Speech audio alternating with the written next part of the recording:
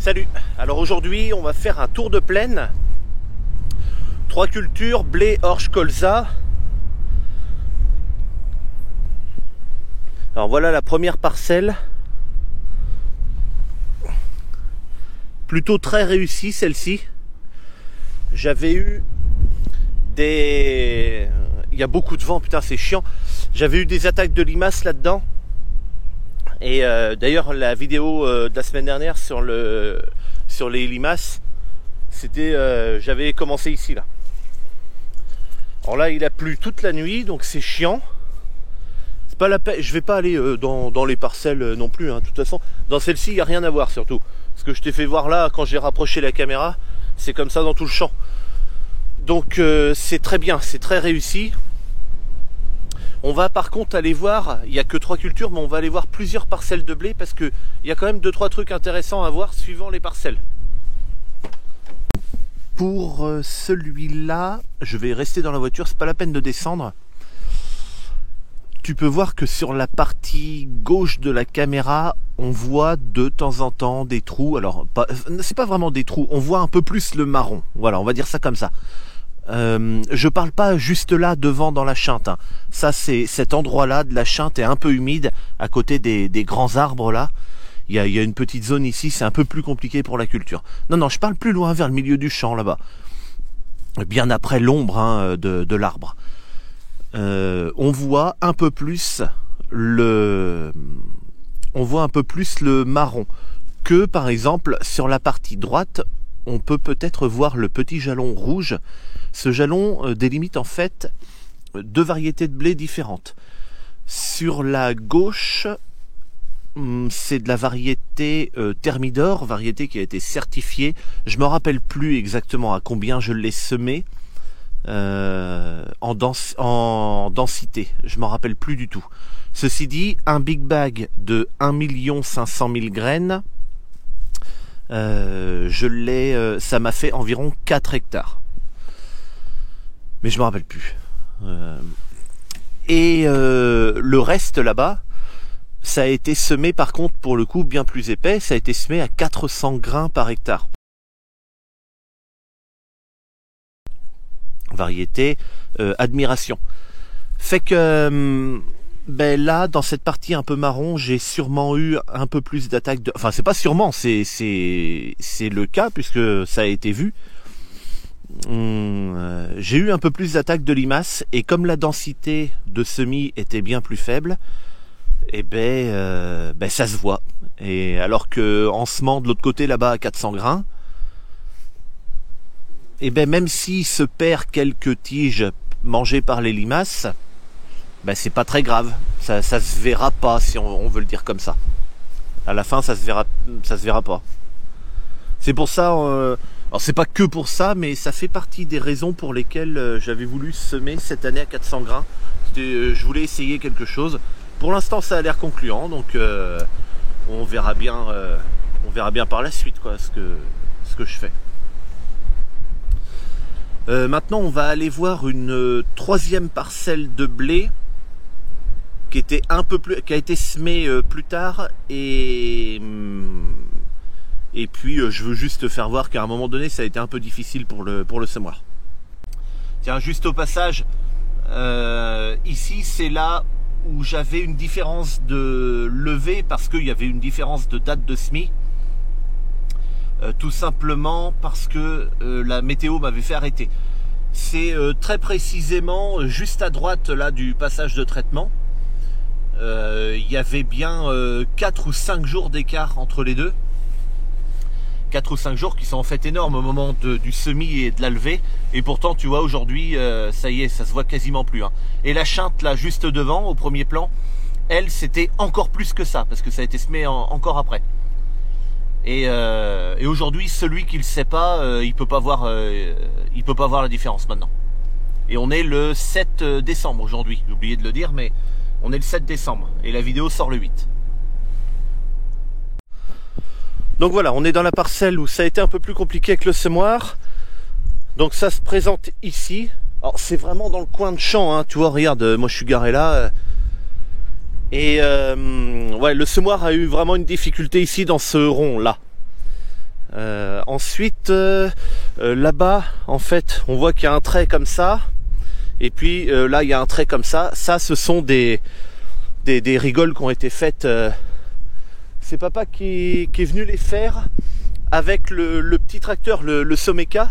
Et puis une petite charrue à un soc qu'on a derrière. Et puis qui nous sert à faire ce genre de conneries là.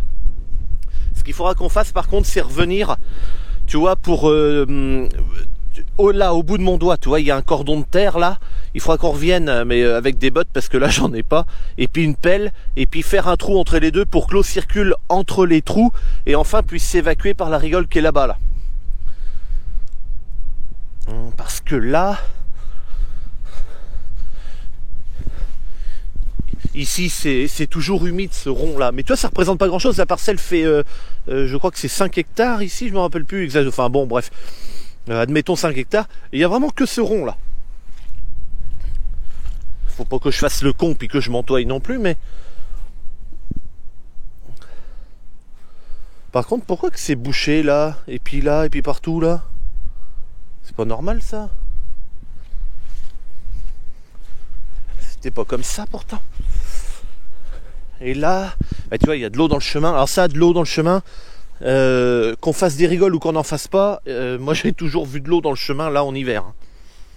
Parce que en fait, c'est pas du fait de l'année ou du champ, hein, c'est tous les ans ici, il y a un rond qui est difficile. Et il y a de l'eau pisse dans le chemin, ça va jusqu'au bout là-bas. Il y a même une espèce de gouffre là-bas. Mais là, tu vois, regarde ça. Là. Donc ça se fait que ça s'est bouché comme ça là.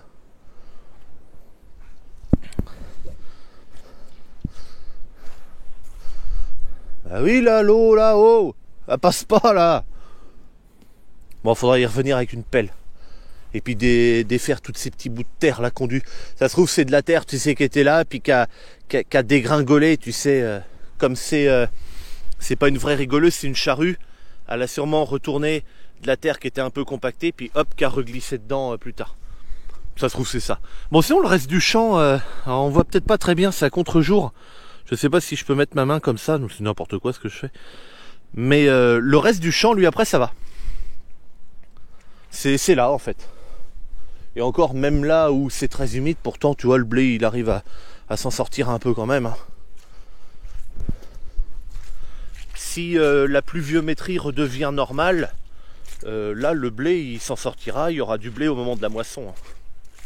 À condition que la pluviométrie redevienne normale. Ça, c'est pas gagné, mais... bon, c'est comme ça. Allez, on va aller voir les colzas. J'ai un truc à dire, tiens, à propos des colzas. Notamment sur le mini-fert que j'avais fait. Ouais. Je vais te faire voir, j'ai des photos à te faire voir. Allez, la parcelle de colza. Plutôt jolie et homogène.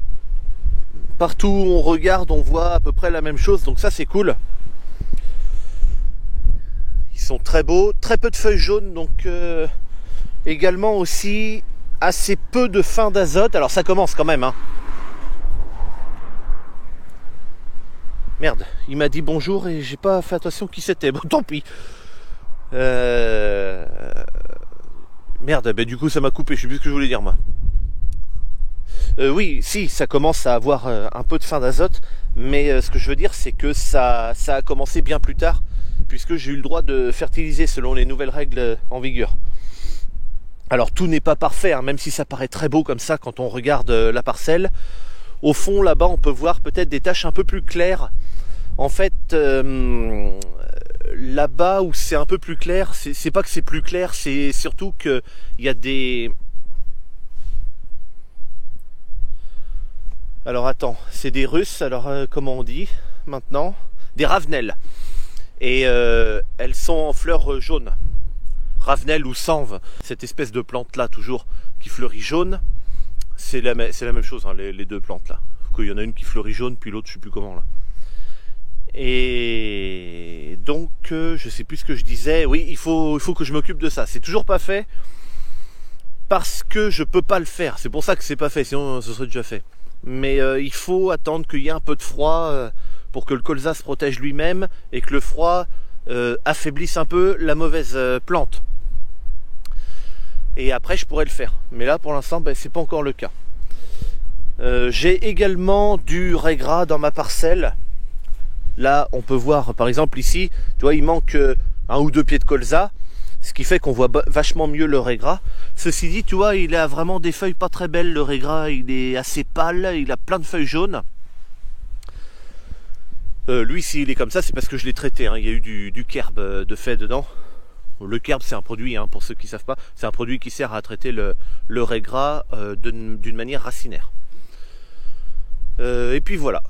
Maintenant, je voulais te parler d'un truc, oui, c'était au niveau des... J'avais fait une photo sur Facebook qui faisait voir les racines de mon colza sur des pieds qui ont été pris par... alors mon technicien était venu et puis un gars de chez Plantin, Plantin, c'est eux qui commercialisent le Minifert. Et puis il faisait le tour, mon technicien et lui là, le gars de chez Plantin, il faisait le tour de plusieurs personnes qui avaient fait du Minifert justement, pour voir un petit peu les racines et les machins. Moi le truc c'est que j'ai pas fait de bande témoin, donc la totalité de ma parcelle a eu du Minifert. Donc c'était pas spécialement représentatif, mais ça donnait une idée quand même en comparant avec les zones témoins de mes voisins qui ont fait eux ces fameux témoins là.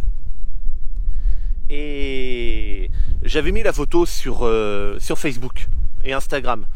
Ça m'a été reproché une fois ou deux de... Enfin, a été reproché, c'est un grand mot, mais ah, c'est dommage que tu n'aies pas fait de témoin, machin. Mon technicien m'a envoyé les photos qu'il a pris donc chez mes voisins. Alors évidemment, il n'y aura pas de nom, il n'y aura rien du tout, hein. Je veux juste te faire voir les photos. Témoin sans Minifert et puis colza avec Minifert. Voilà, il y a plusieurs photos, notamment des racines et également feuillage, pour voir la différence s'il y en a feuillage et racines. Donc ça je te le fais voir maintenant. Donc sur la partie gauche tu as plutôt les racines, sur la droite racines plus feuillage. Les photos sont coupées en deux. On peut voir quand même que sur les parties racines, il y a plus de chevelure racinaire sur la partie plantain. Tu peux mettre pause hein, sur la vidéo. Et sur la partie feuillage, c'est assez flagrant aussi quand même. Ok. Donc là, on est dans l'orge. Et c'est la dernière parcelle qui a été semée là. Donc là, c'est pareil, elle n'est pas vilaine non plus. Elle arrive à 1 feuille et demie, là, ça y est. Évidemment, toutes les parcelles ont eu le droit à des granulés anti-limaces, hein, bien entendu. La pression était très forte cette année. Et ici, il y a eu le premier désherbage.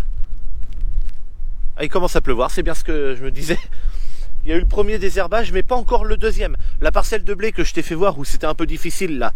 Là c'est pareil, il n'y a pas eu le... En fait si tu veux j'ai fait les 2/3 de ma ferme, premier et deuxième désherbage. Le deuxième, quand je dis en fait le premier il se fait aussitôt après avoir semé. Et quand je dis le deuxième désherbage en fait c'est celui qui se fait à 1 feuille et demie, 2 feuilles à peu près. Donc là on y arrive là aux 2 feuilles maintenant. Donc et puis le blé là-bas pareil. Donc là quand les conditions météo me le permettront, c'est-à-dire pas du tout aujourd'hui, je ferai le deuxième désherbage. Bon là c'est pareil, la levée est jolie aussi, très homogène. Donc ça me convient très bien. Oh putain mais ça fait chier cette flotte là. Putain. Quand on n'en veut pas, il pleut, et puis quand on voudrait de l'eau, il pleut pas. Voilà. Enfin bon, bref, c'est comme ça. Comme ça, la tête que j'ai là. Et donc, ouais, je sais plus ce que je disais moi. Là. Oui, si, pour l'instant, voilà, c'est la levée est jolie, et puis on verra bien ce que ça va donner, mais pourvu que ça dure comme ça. Et puis c'est tout. Bon, allez. Moi, je vais arrêter la vidéo ici. J'ai vu ce que je voulais voir pour la vidéo. Et puis, j'essaye de penser, hein, si j'oublie pas un truc quand même, au cas où, mais non, bah c'est bon. Bon, bah écoute, je te dis à bientôt pour une prochaine. Salut.